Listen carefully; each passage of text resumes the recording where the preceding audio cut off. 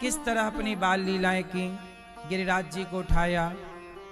भगवान कृष्ण के घर में भी कुछ परंपराएं गलत थीं। क्या गलत परंपरा? मैया इंद्र की पूजा करती थी। किन की पूजा? भगवान ने कहा गलत है, इंद्र की पूजा बंद कराई और भगवान कृष्ण ने गिरिराज जी की पूजा स्टार्ट की। किसकी पूजा स्टार्ट की? गिरिराज जी की।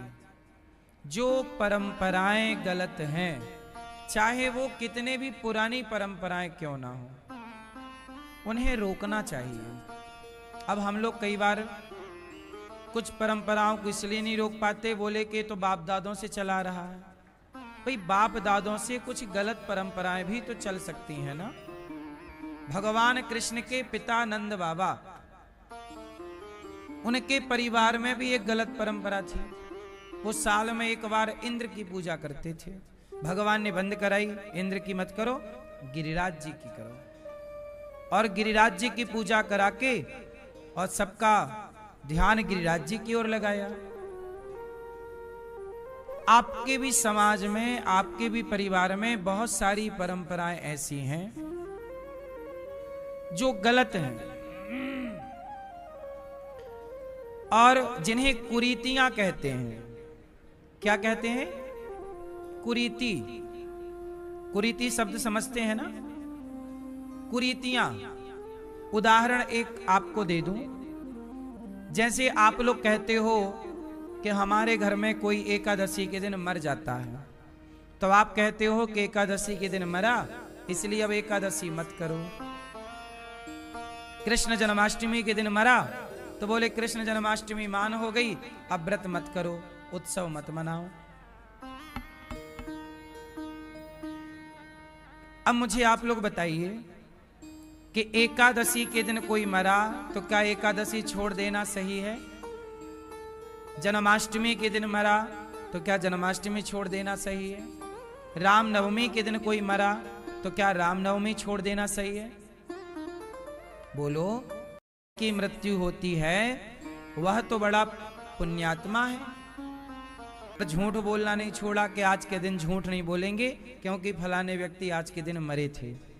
आज निंदा नहीं करेंगे, निंदा नहीं छोड़ी, चुगली नहीं छोड़ी, छल कपट नहीं छोड़ा, ईर्ष्या द्वेष नहीं छोड़ा, बुराइयां नहीं छोड़ी, भगवान की पूजा छोड़ के बैठ गए। अच्छे काम क्यों छोड़ना है? छोड़ना ही है तो बुराइयां? क्या समाज में बुराइयां कम है क्या? लेकिन लोग अच्छाई छोड़ के बैठते हैं, बोले हमारे पूर्वजों से ये रीति चली आ रही है। इस रीति को कुरीति कहते हैं, गलत रीति है। इन सभी रीतियों को समाप्त करने के लिए भगवान कृष्ण ने इंद्र की पूजा बंद कराई और गिरिराज जी की पूजा स्टार्ट कराई। क्यों उठाया? क्योंकि भगवान कृष्ण को पता था कि आने वाले भारत में कुरीतियां आ जाएंगी। अब जैसे आपके यहां कुरीति है, आज भी पश्चिमों में तो कुरीतियां हैं, अब भारत में भी कुरीति आ गई। कौन सी कुरीति? देखो, हमारे यहां सबके घरों में गाय हुआ करती थी। बोलो हाँ। घर के भीतर थी गाय और घर के बाहर था कुत्ता। अब हो गया उल्टा, अब कुत्ता हो गया घर के अंदर और गाय हो गई घर के।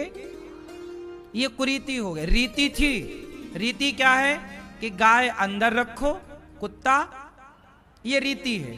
पर आपने कर दिया उल्टा कि रीति नहीं मानेंगे, तो हो गई कुरीति। गाय खा रही है पॉलिथीन, गाय कसाई खाने जाती है कटने। तुम्हें कुत्तों से बड़ा प्यार है। हम ये नहीं कहते कुत्ते से प्यार ना करो, हमारे सनातन में तो आखिरी रोटी कुत्ते की निकाली ही जाती है। हमारे यहाँ तो कुत्ते की रोटी निकालने का भी विधान है। कुत्ते को भी क्यों परेशान करना? कुत्ते को भी रोटी दो, बिल्ली को भी दूध पिलाओ, चींटी को भी दाना डालो। हम तो सांप को भी दूध पिलाते हैं नाग पंचमी को। बोलो हाँ। हम सनातनियों का विरोध किसी से नहीं है। हम तुलसी की पूजा करें, पीपल की पूजा करें, हम सबका सम्मान करते हैं, पर हमारे यहां गाय को माता कहा गया है, बिल्ली को माता नहीं कहा गया। बिल्ली माता, कुत्ती को माता नहीं कहा गया, कुत्ती माता। हमारे यहां गाय को माता बोला गया। गावो विश्वस्य मातरः। गाय क्या है? बोलो, माता। लेकिन पूजा तो करते हैं आप लोग। पत्थर के नंदी को तो पानी डालते हैं। नंदी, शंकर जी के मंदिर में जाओ तो पत्थर का नंदी होता है, नंदी को पानी पिला रहे। लेकिन सही का नंदी बेचारा पॉलीथिन खा के मर रहा है।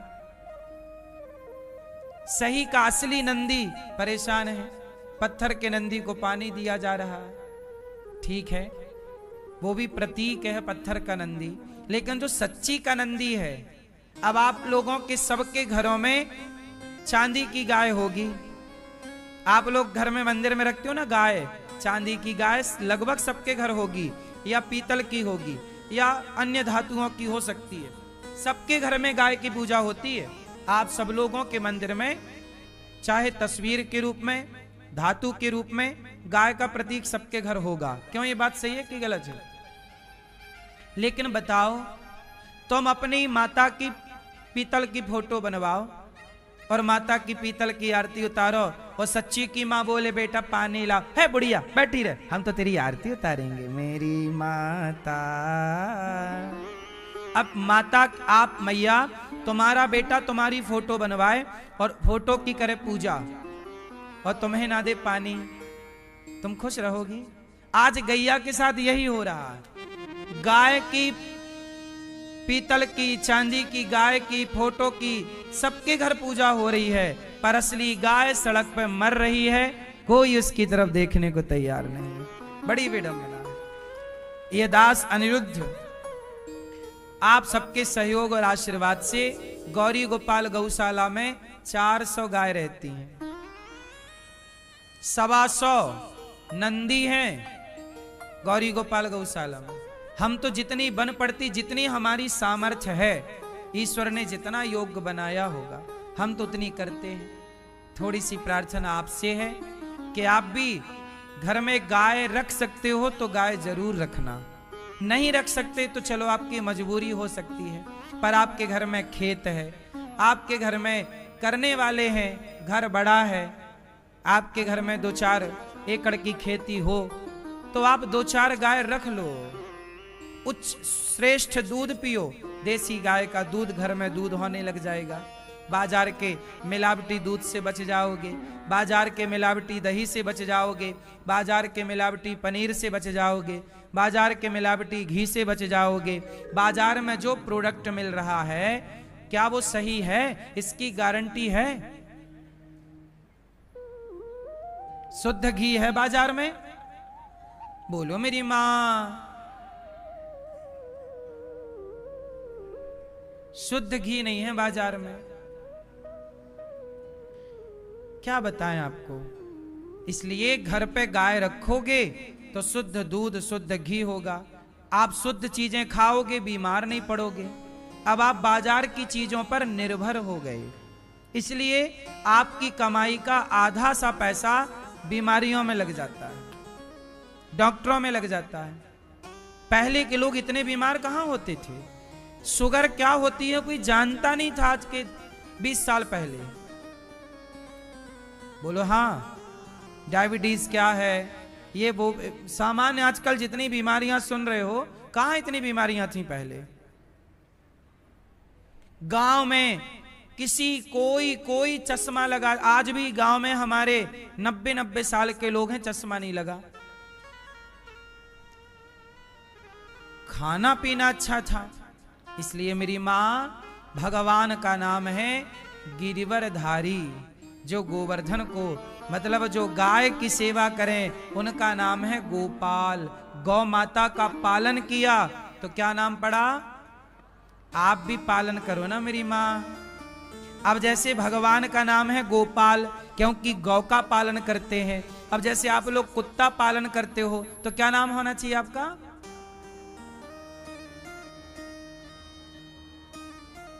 कुत्ता पाल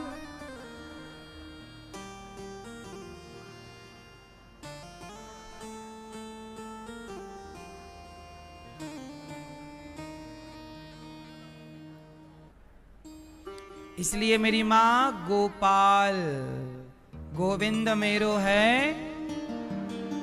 गोविंद मेरो है, गोपाल मेरो है। इसलिए आप भी गाय की सेवा करिए। बताओ, आप चाहते हो कि गौ हत्या होती रहे? चाहते हो? कितने लोग चाहते हैं कि गौ हत्या बंद हो? चाहते हो? तो जब नेताजी आपसे वोट मांगने आए तो बोल दिया करो, नेताजी गौ हत्या बंद कराओगे तो हम आपको वोट देंगे।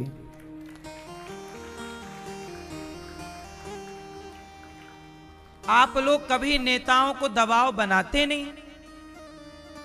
आप लोग वोट देते हो और आपकी वोट से पार्टियां जीतती हैं और फिर खूब धड़ल्ले से गौ हत्या होती है। तो बताओ, गौ हत्या का पाप किसे लगा? आप भी तो गौ हत्यारे बन गए। गौ हत्यारों को वोट दोगे तो गौ हत्यारे नहीं कहलाओगे। इसलिए इस बार चुनाव होगा तो आप सब कहेंगे कि यदि गाय को राष्ट्रमाता बनाओगे तो हम आपको वोट करेंगे। हर बार तो पहले अपनी जिम्मेदारियां पूरी कर दो। बच्चे हैं, शादी विवाह कर दो, फिर त्यागना है सो त्यागना। पहले अपनी जिम्मेदारियां पूरी करो। बच्चे हैं, पढ़ाओ लिखाओ। अब कुछ लोग बच्चे पैदा कर लिए और फिर अपना परिवार छोड़ देते हैं। कुछ स्त्रियां, कुछ पुरुष। पहले अपने बच्चों को पढ़ा लिखा के योग्य बनाओ, जिम्मेदारियां पूरी कर लो, फिर आप दोनों पति पत्नी आजाद हैं। ईश्वर का चिंतन करिए, आत्मसमर्पण भगवान में करिए और फिर आपका मन है छोड़ने का संसार को, गृहस्थ को। क्योंकि 50 साल के बाद तो 4 आश्रम होते हैं ना। 25 साल का ब्रह्मचर्य, 25 साल का गृहस्थ, गृहस्थ के बाद कौन सा आश्रम आता है? वानप्रस्थ, फिर सन्यास। 50 साल के बाद उम्र क्या बोलती है? 51 जाओ वन, 52 जाओ वन।